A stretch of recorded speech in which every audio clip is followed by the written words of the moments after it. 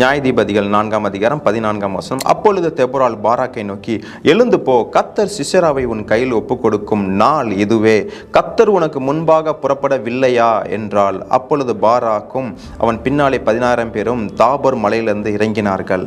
பிரியமானவர்களே, தெபொராள் ஒரு வார்த்தை சொல்றாரு பாருங்க, எழுந்து போ, because already God delivered you.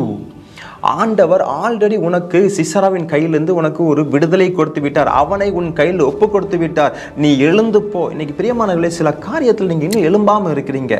அந்த ஸ்தானத்தில் விட்டு நீங்கள் எழும்பாமல் இருக்கீங்க. ஆண்டவருடைய வார்த்தை தீர்க்கதரிசனமாக வருகிறது. பிரியமானவர்களே, நீ உன் உட்கார்ந்த இந்த ஸ்தானத்தை விட்டு எழுந்து போ.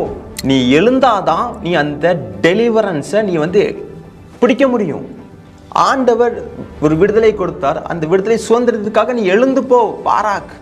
இன்னைக்கு நிறைய பாராக்கள் இருக்கிறீங்க, ஆனால் அவங்க நீங்கள் எழுந்து போக மாட்டேங்க. அதே ஸ்தானத்தில் உட்கார்ந்து கொண்டு இருக்கீங்க. தெபொராளிலிருந்து வார்த்தை வருகிறது, நீ எழுந்து போ.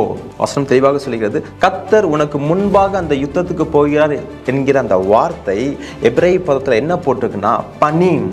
பனீம் என்றால் சமூகம், பிரசன்ஸ்.